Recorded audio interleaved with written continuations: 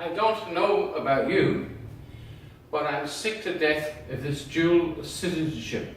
They call it a debacle.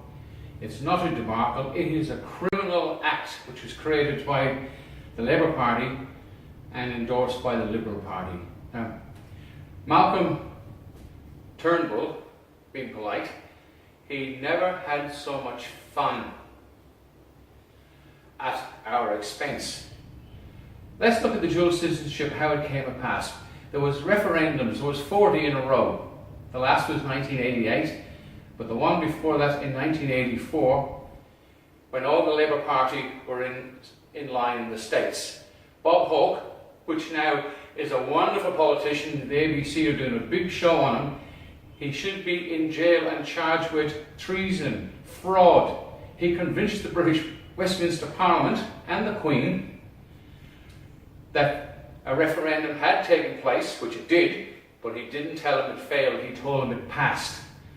So him, with the aid of the Liberal Party, the Labour are the enemy of our Constitution, by the way, so they're bad news. They rely on foreigners, refugees, to stay in power. Now, in 1988, Bob Hawke, the Labour Party, created the Act of 1988, which made Queen Elizabeth, who is the head of the state, whether we like it or not, in relation to the Constitution, she still is Queen of Australia as well as England and the UK and other countries, right? Now, think about it. How could anybody born in the UK, of UK heritage if you like, be a foreign power? It's a setup. The whole thing is nothing more than a con job.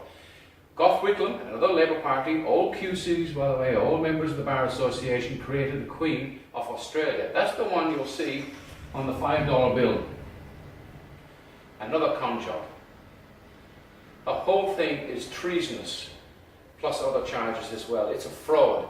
And until you wake up, get off your butts and stop voting for Labour especially, and the Liberal Party if you can, and definitely not the Greens, because they're just bad news, as we all know. But dual citizenship is not a debacle, it is a fraud created against the people of Australia. There is no such thing under the Constitution as a Prime Minister or the Australian government.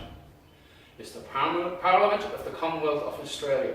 They have been lying to us for years. In fact, under our Constitution, which protects your rights, God knows we have none left. That protects us, they've wiped it out. So you've lost, you don't even own your own property anymore. Now they're trying to pass an act in Parliament here in Victoria that gives the Council total autonomy. The Council are nothing more than an agency of the State Parliament, they're not a government. So wake up for Christ's sake before your children will have no futures. It's goodbye from me, and I hope you watch this and I hope you think about it and spread the word. Goodbye. Cheers.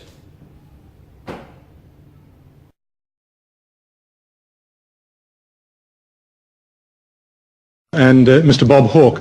Mr. Hawke, could I ask you whether you feel a little embarrassed tonight at the blood that's on your hands? You're not improving, are you? I thought you'd make a better start to the year than that.